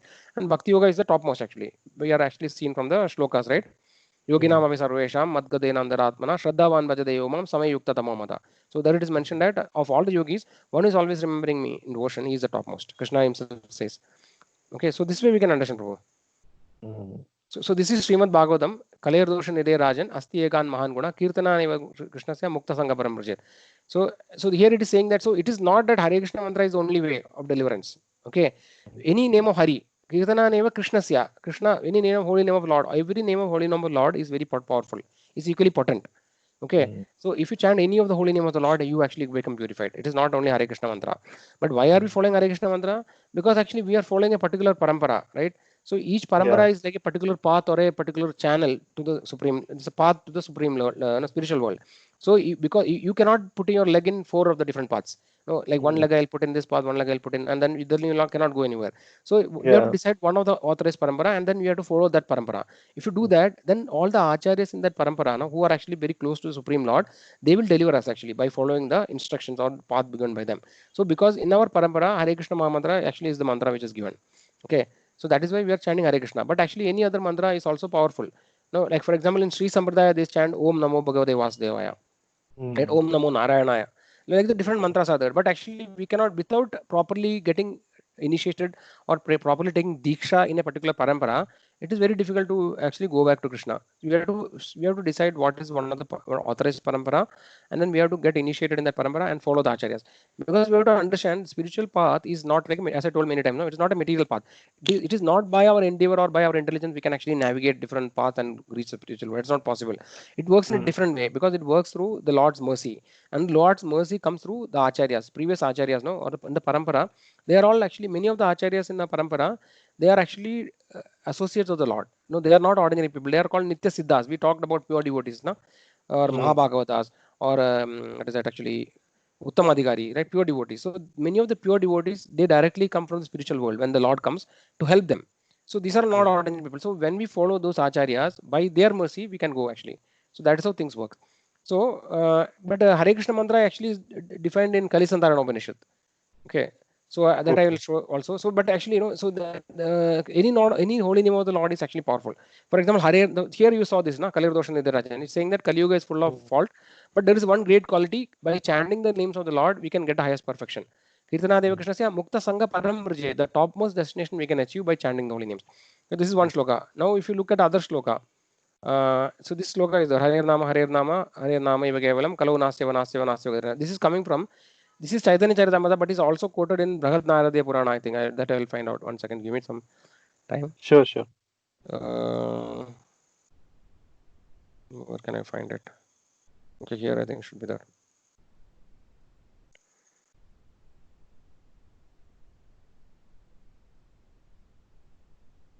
Not written there. So, okay, this is again Chaitanya Charitamrita.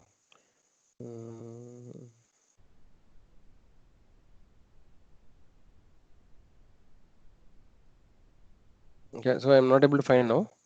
Okay, That's so all right. we'll search the other one more. We talked about Hare Krishna. Iti Shodasha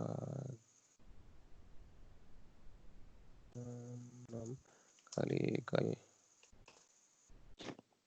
So this is where Hare Krishna mantra is directly mentioned. Yeah, here actually you can see.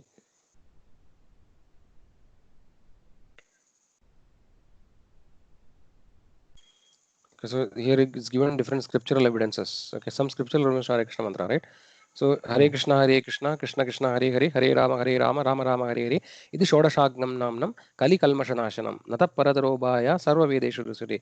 The 16 names of Hare Krishna mantra, Maha mantra, Hare Krishna, Hare Krishna, Hare Krishna Krishna, Hare Hare, Hare Rama, Rama Rama, Hare Hare, have destroyed all inauspiciousness of the Kali age. This is conclusion of the Vedas. Kali Sandarana Upanishad from Krishna Yajurveda. So it's coming from this Kali Sandarana Upanishad. So this is actually, Narad Muni is telling Brahmaji that after searching through all the Vedic scriptures, I could not find a way which is more sublime for this age of Kali. Iti Shodashagnam Namnam Kali Kalmashanashanam. It is capable of destroying all the negative ill effects of Kali. Nata Paradaro Bhaya. There is no better way. Sarva Vedeshu Drishyate. After searching through all Vedas, I could not find a better way. Okay, so this sloka is coming from Bhagavatam. So whether you stand knowingly or unknowingly, the benefit is there. Sankedyam parikasyam va stovam halenam helanam evacha vaikunta nama grahanam asheshaga haram vidu.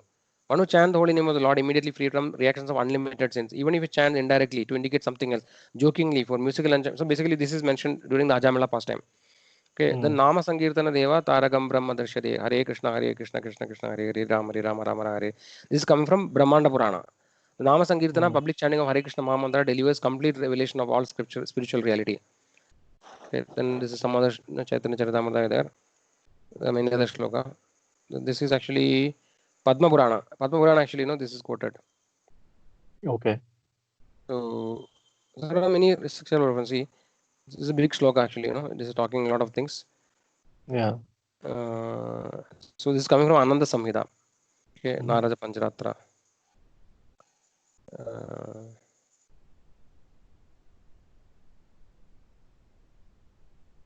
Yeah. So like that, many other Prabhu. So basically, thing is that any names of Harer Nama Iva Kevalam means that any name of Hari, right, we can chant. But actually, it is told that if you chant something, without actually a particular process or sambardaya, that name will not have much effect. Okay, that shloka I'll show you. Sambardaya vina. Sambradaya vina. Not able to find actually. Nishpala. Yeah. So this is actually telling, because see, it is, as I told, always you should remember that it is not like material activity. Spiritual activity works in a different transcendental platform. Okay. Yes. So what is actually shloka? So we only way to understand is through our scriptures and acharyas. We cannot understand from a practical laboratory experiment. No, we cannot find that. Yes. Oh, that we saw there, and here it is not able to find. What is that actually? Nishpala.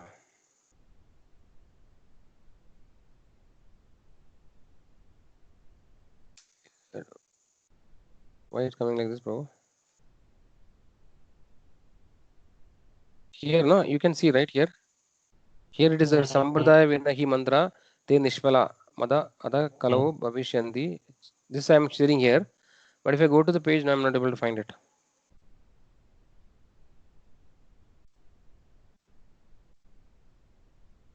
That's all right. That's all right. I will let her.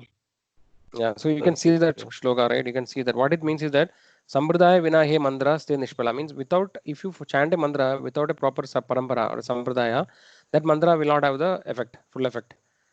Definitely it will have some effect. See, anybody who chant the holy name, there will be effect. Okay, but actually the complete effect actually we should come when actually we get the mantra through Diksha system. Diksha means somebody gets initiated and the mantra is given as part of Diksha mantra, it is called.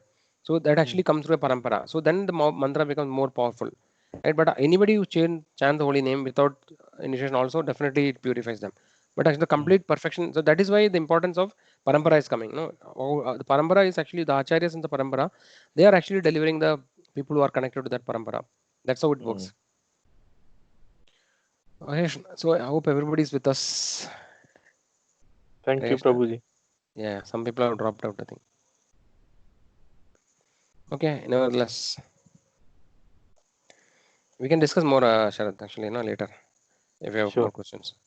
Sure. So okay, so there are so many rules and regulations. If one all wants to understand Krishna, he must follow the regulative principle decide in authority description.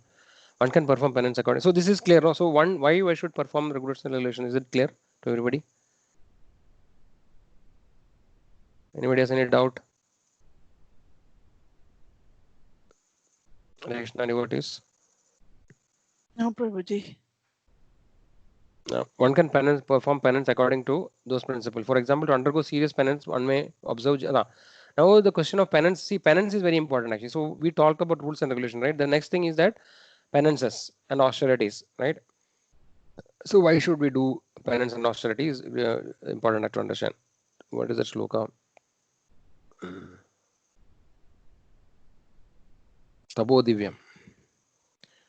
Tabo Divyam Putrakayana. So in Srimad Bhagavatam, Rishabdev is an incarnation of Supreme Lord Krishna. He actually talks this shloka 5.5.1. Let's go to Srimad Bhagavatam.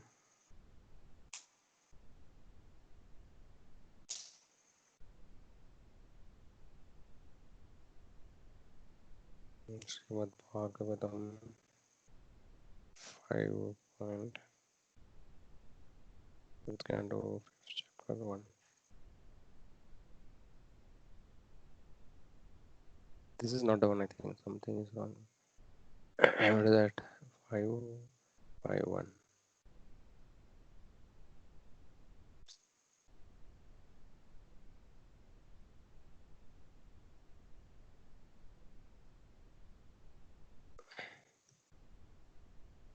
Okay, so this is Rishabdev saying, Nayam deho deha bhajam nirloke, kashtan kaman arhade vidbhujam ye, tabo divyam putraga yena sattvam, shuddhet yasmad brahma saukyam tu anandam.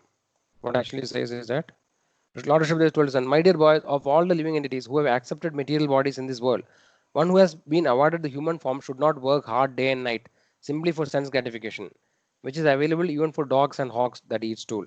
One should engage in penance and austerity to attain the divine position of devotion service. By such activity, one's heart is purified, and one attains this position, he attains eternal blissful life, which is transcendental to material happiness and which continues forever. So this is very, very powerful instruction from Lord Rishabdev.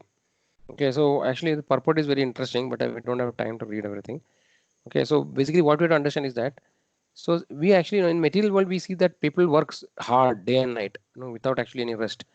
In some places, people they travel like 2 hours, 3 hours in very extremely packed train and fight with people, and somehow through traffic they go. And after going reaching office, they work hard. Actually, so many problems in the office, like always there is politics, so much mental tension, and then they struggle like so much, and then they continue working like hogs and dogs. So basically, what Rishabdev is saying that, my dear boy, of all living entities who have accepted material bodies in this world, one who has avoided the human form should not work hard day and night simply for sense gratification. So basically, the sense gratification is available for actually human beings are doing. We discussed about some time back, right? Eating, mating, sleeping, defending. Actually, we are also doing the four things, and this is actually available for hogs and dogs. They eat stool. No, they are very low, but they get this very freely. They don't have to struggle like us. No, they get all these things. Eating, what are the eatings, mating, sleeping, defending. So they get this very freely without any struggle. Sometimes, of course, there will be some fight, small fights between them, but actually, generally, they don't struggle so much like us. So if it is our purpose is only to enjoy sense gratification and do this four thing, then actually we are actually foolish. But the human life actually is meant for penance or knowing the higher truths, higher topics of spiritual life. So that is the purpose of human life. One should engage in penance and austerity to attain the divine position of devotion service. Otherwise, actually, you are just wasting our life. Right? By such activity, one's heart is purified. So this is what we have to understand. So austerity and penance is required actually for purification. Okay, and then by taking austerity, no, actually we become purified and our determination increases, our faith increases. So that is why we have to do austerity. And of course, austerity also pleases the Lord, Supreme Lord. For example, Ekadashi. Ekadashi is considered as very, very auspicious day, and it is very dear to the Lord, right? So the Lord actually has given the benediction that no, so whoever actually practice Ekadashi, they are very dear, they become dear to the Lord. So that is why we actually take Ekadashi. Ekadashi comes, like as mentioned, twice in a month, right, on the 11th day according to the moon calendar, right? That's why Ekadashi, Dashami, then Ekadashi. So this Ekadashi, what is recommended actually, based on the different capacity of the devotees, they can take different levels of penance. But ultimately, the aim of Ekadashi, which is mentioned later, ultimately the idea is to focus more on the Lord. On a particular Ekadashi day, we can think more about the Lord. We can do more devotional activity, like read more about the Lord, chant more, etc. Right? And then other part actually is that in Ekadashi, what generally people do is that they try to avoid eating grains. Right? So actually on this particular day, we give up all the grains and we try to eat fruits, right? Fruits, roots, etc. So this is what actually. So basically, we are taking some austerity.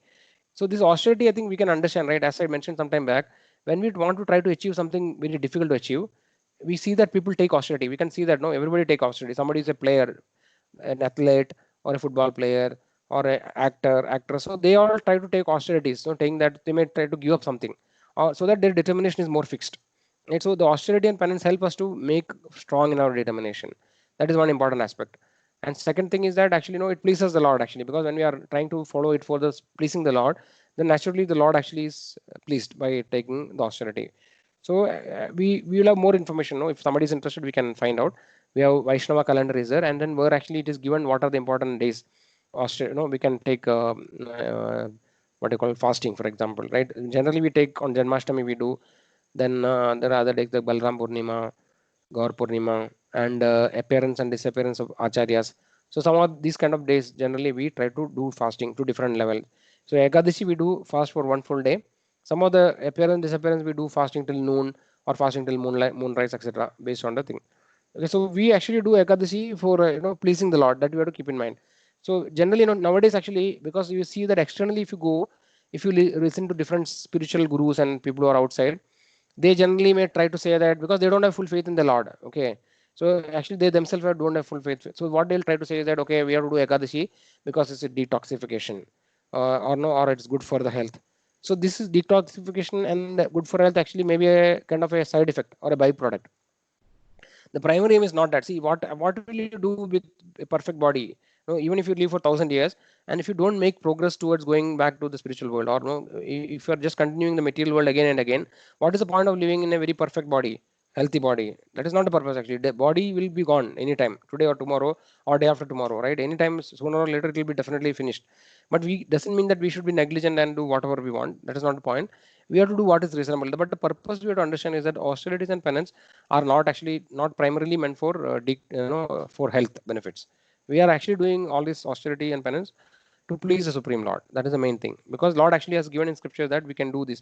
Ekadashi's Mahatmya, there is a book actually in Padma Purana as part of that. So many glories are there of performing. And then there are many pastimes of the Lord where actually devotee unknowingly performs. A sinful person or a demon or extremely bad person, they actually unknowingly do Ekadashi because they did not get any food. Such people are also liberated. So that much powerful is Ekadashi, because that way we have to understand. So that is the point. So austerities and penances is what is recommended by scriptures we should do, and our aim should be pleased to please the Lord. And the main aim of Ekadashi, observing Ekadashi and other austerities, is to minimize the activities, right? Because normally if you are on a normal day, like somebody is cooking at home, they have to cook, so much of time is gone in cooking. Like you have to make lunch, breakfast, then after that lunch, then you have to wash the vessels. So many things you have to do, right? In this process, so much of time is lost. So somebody, if everybody in the house is ready to take Ekadashi, let's say we only eat fruit, then a lot of time is saved, right? We don't have to do anything. Just cut the fruits and eat it in the morning, afternoon. So much time you save. That time you can use for reading scriptures or chanting the holy name. So this is the idea of observing the Ekadashi, like one of the aspects. It is not that because in Ekadashi also in our temple, like in our devotees, actually they have find so many innovative ways to cook. So many, like they can make chapan bhog with Ekadashi. Without actually having grain, they mean so many varieties. But the idea should not be that actually. Then actually the point is lost. So we should understand that. But in the beginning, it is okay. Whatever way actually, if in the beginning we can just do an Ekadashi in such a way that which is actually we can easily do. We can make something very nice also. We get pasta, Ekadashi pasta we get in the temple, or so many other things. No, we can get so many things. But that you can do in the beginning. But gradually we have to understand that okay, the idea is to minimize the requirements and then focus more on the Lord. Any clear questions are there in this? Yeah. So basically, an idea is that one more important thing is that when we do ekadashi or fasting, our senses are more controlled. It is like just like the example is given, a serpent actually without the fangs, without the teeth. The serpent without teeth is very completely like useless. It cannot do anything. Actually, our senses, no, generally in scriptures, our senses are covered compared to venomous snakes who are actually ready to bite anytime. So senses are like that. Actually, they are very dangerous. They can attack you anytime. So when actually the senses are when the snakes are starved, right? When we starve and when we eat less food, then all the senses also become starved actually, and then they cannot do much trouble. So that doesn't mean that we should always do, but and definitely we can understand that. So that is why somebody who is more advanced in devotional life, they actually have a very what you call very controlled diet. They don't eat too much. They eat always half. It is recommended that we should keep the half stomach empty. At half only we should eat. No, so when we eat like that, when we don't eat food in the mode of passion and ignorance, we only eat sattvic food and we eat in a controlled manner. And when we do all this austerity, then actually we become very peaceful and our mind will be very favorable for understanding the spiritual topics. So that is why also senses also become very much controlled. So that is also a reason we can practice austerity and penances. Any questions are there in this till now? How much we are on time? Already 6:30, na? So 2 hours. We are almost being 2 hours.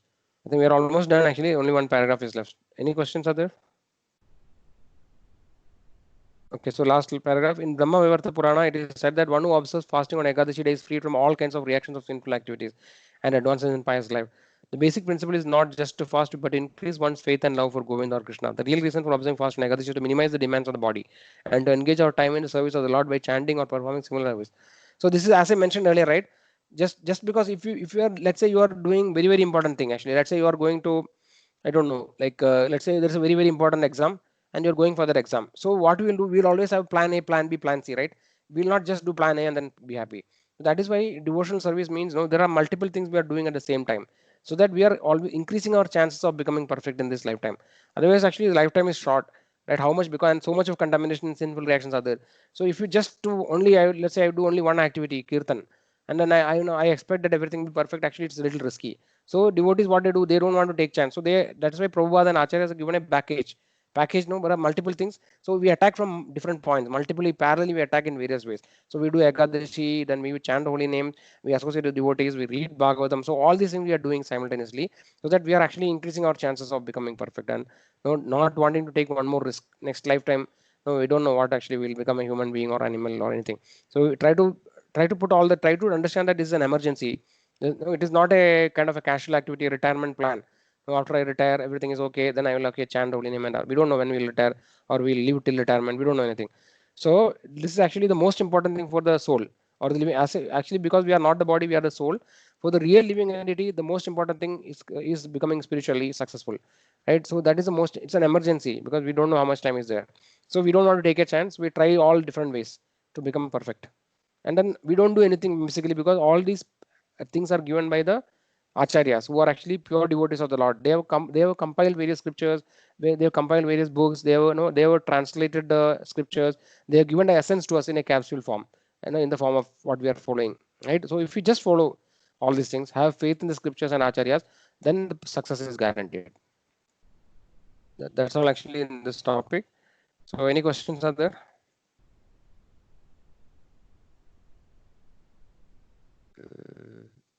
Krishna.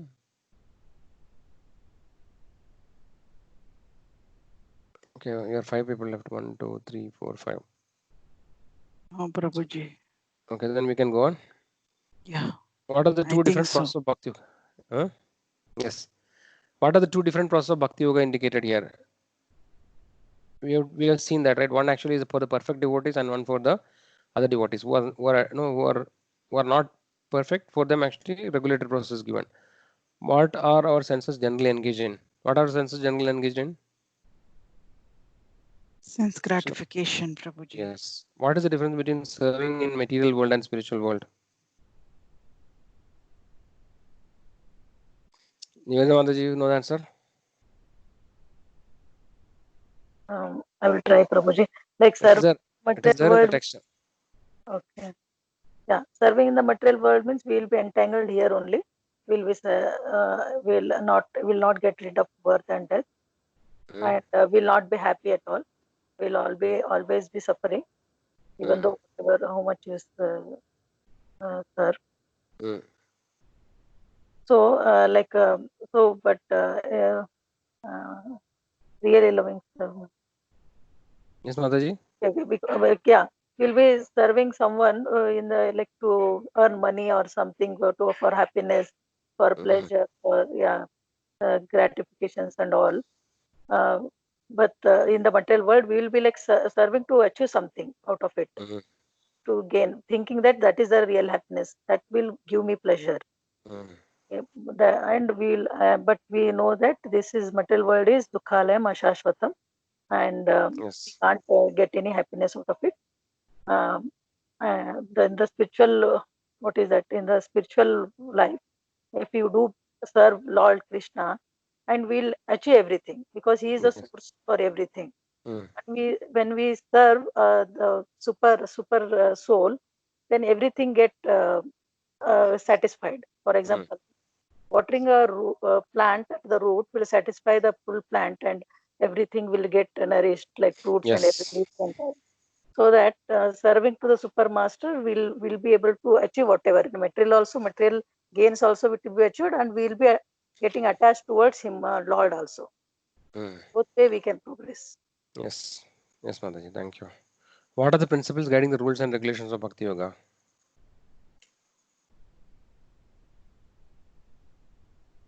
You read that, na? Principles.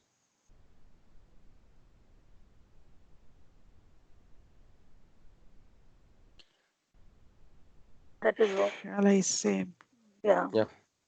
Okay, but otherwise, actually, we mentioned now, like for example, we discussed why should we do regulative devotional service? What is the answer for that? Why there are so many rules and regulations?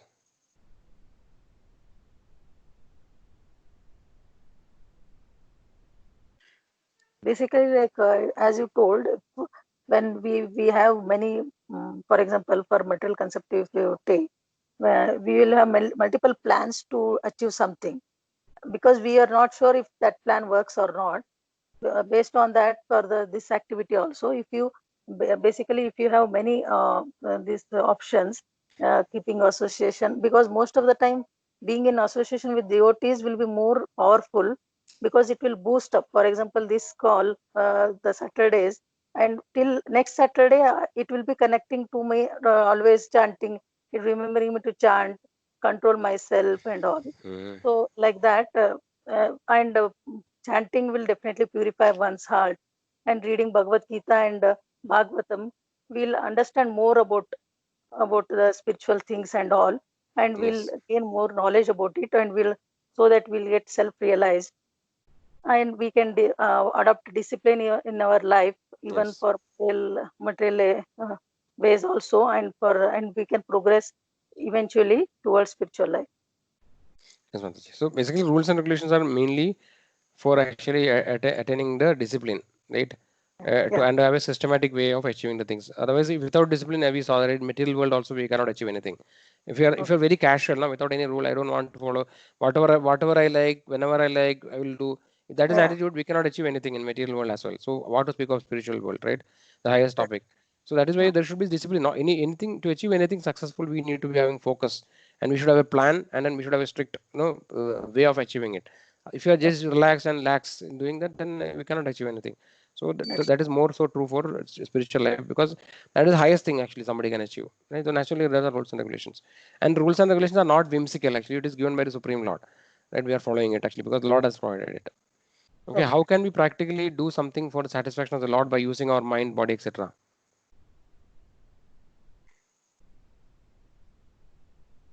Practically means by chanting, by cooking for him, for the Lord, offering him, taking prasadam, and Yes. going to the Okay. temples, always remembering him, Yes. following Others also. Ekadashi. Yeah. Yeah. I want others. Shalini Mataji, you want to add something? How can we practically do something to satisfaction of the body, Lord, by using mind or body, etc.? Yeah, so basically, whatever rules and regulations we discussed, after following that, the chanting our Supreme Lord, and then going to temples, offering food to them, and whatever deed you do, basically, you connect with Lord with Mhm. your heart. That is the major thing. So Okay. once you do that, all the things will start happening automatically, and ultimately, once we get that connection, that satisfaction of the Lord will come automatically. Got this. Okay, Mother, thanks. Mother, you have any questions till now? What we discussed, everything is clear? No, it's clear. Okay, thank you. Chaitanya Prabhu, you have any questions or any Yeah, Prabhu, comments? that answer, yeah, Prabhu, we can, practically we can do is that, as Krishna told, you do everything for me, means Mm. whatever you're doing, you do for me, and it's like something like for the Krishna, by the Krishna, and to the Krishna. Uh, Yes, so that can be done practically, Prabhu. What I, yes. of my opinion. Yat karoshi yadashnashi. This is a slogan in Bhagavad Gita. When Prabhuji told that, I remembered 9.27. Uh, Let us see what it is. A different book. So the slogan called Yat karoshi yadashnashi yat juhoshi dadasi yat tapasyasya kaundeya tat kurusha matarpanam. Okay. So basically here everything is dedicated. What is it? Oh son of Kundi, all that you do, all that you eat, all that you offer and give away, all as well as all austerities that you may perform should be done as an offering to me. This is sloka. This is a very nice sloka. Yat karoshi yadashnashi, yat juhoshi dadasi, yat tavasyasya kaunteya, tat kurusha matarpanam. So everything actually we can basically every activity we can remember the Lord, right, and then try to do it as an offering to the Lord. That is possible actually. So if you are able to do that, then actually we are already achieved the perfection. Right, always remembering the Lord. Krishna said, "Tasmat sarveshu kaleshu mam anusmaryudeja mayarpida mano buddhir mame vaishasa samshaya." Krishna says that. Mean that tasmat sarveshu kaleshu. So always remember me, right, and fight Arjuna. Tasmat sarveshu kaleshu mam anusmarya yuddhaja mayarpida mano buddhir. Mind and intelligence, by dedicating your mind and intelligence in me. Mayarpida mano buddhir mame vaishasa samshaya. You definitely come back to me. Like that Krishna is saying to Arjuna. And then there is also the shloka which says that no, मच्चित्त सर्वदुर्गाणि मत्प्रसादात् तरिष्यति अदचेत्त्वम् अहङ्कार न शोषयसि न विनश्यति मच्चित्त सर्वदुर्गाणि मच्चित्त सर्वदुर्गाणि. So this shloka is very important actually. We have discussed earlier in the previous session class we have discussed. So these are the some of the shlokas which we can always try to by heart, and then no, whenever we have difficulty we can remember this shloka. Machchitta sarva durgani mat prasada tarishyati. If you if you become conscious of me, you will pass over all the obstacles of conditioned life by grace. And then previous sloka also is very nice. 57.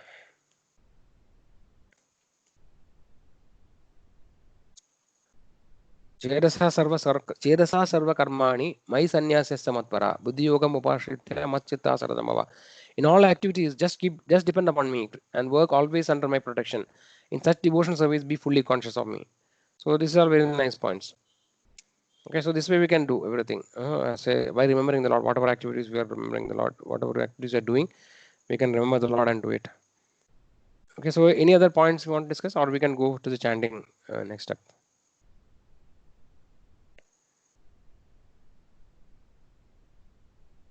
We'll chant. Yes, Prabhu.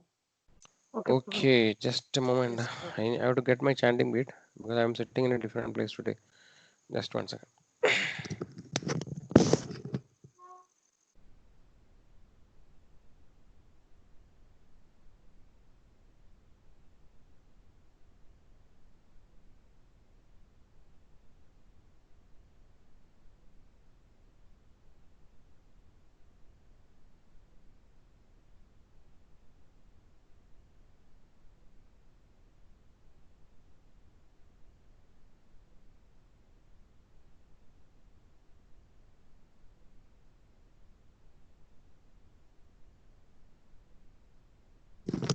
Okay, Krishna. So somebody can read Nama Amrita. It's a small part today.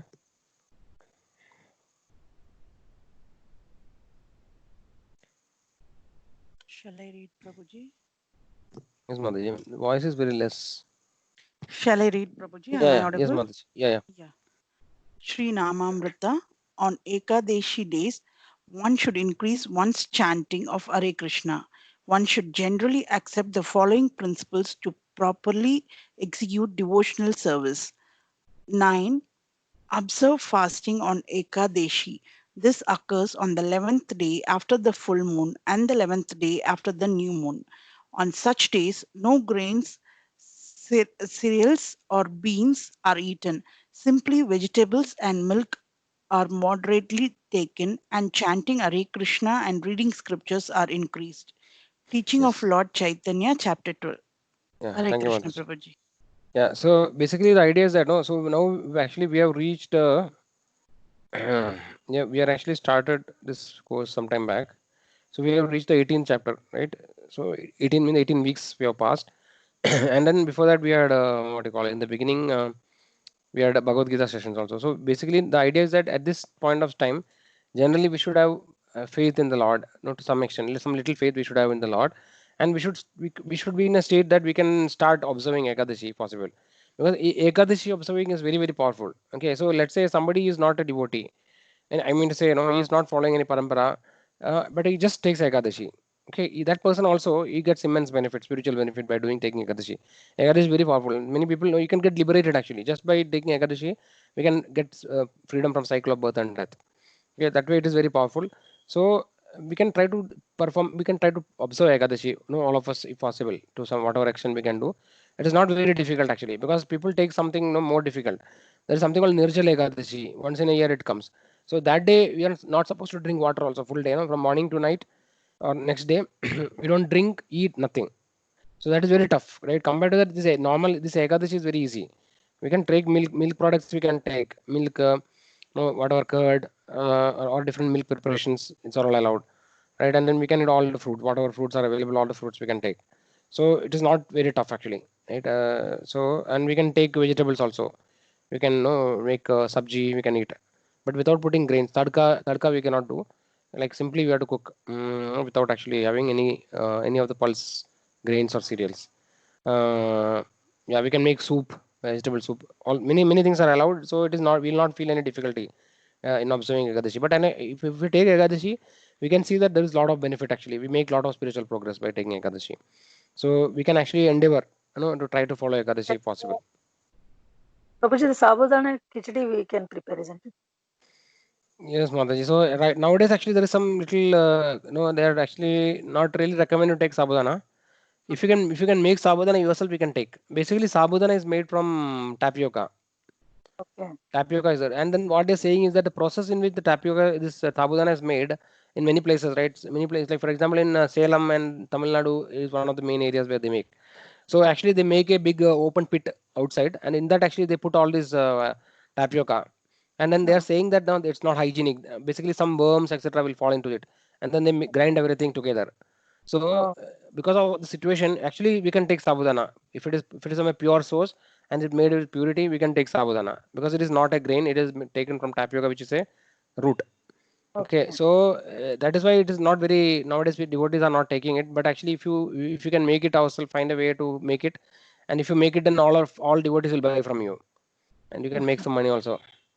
Otherwise, actually, otherwise we'll have to find a way of eating it. So yeah, Mataji. So Yeah. generally, if it is a good source of sabudana, if you know it's pure, like nicely made, we can take sabudana is allowed to take. Okay. Because like from like beginning, I was only alone doing here Ekadashi. But Mm. recently, my kids and husband also started. We all were fasting. Very But nice. I used to give sabudana that with that aloo Mm. cutlet kind of used to prepare Yeah, and give kids. we can Yeah. make a sabudana khichdi, the vada, the sabudana vada. So many things we Yeah. can make. Yes. Actually, there are some recipes available, Mataji. So Ayakadashi recipes, there's a book. Yeah. Okay, in that actually they are given a lot of so many varieties of things can be made. Cake, everything can make actually. And now Oh, in our temple we get Ayakadashi pasta we get for children if they want, oh, na. So like yes. that there are so many things. They make with potato and some other things which are all Mm. allowed. So basically there are a lot of ways of not knowing that it is Ayakadashi. We can eat a normal food also. Okay. Yes, Mataji. Potato you can make potato French fries and all you can make yourself if you Oh, can make and give the yes. children. Prabhuji. Yeah.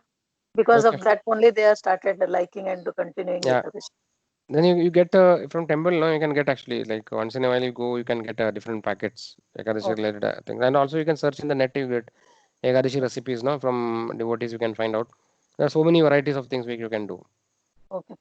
Yeah, sure. Okay, we'll chant then.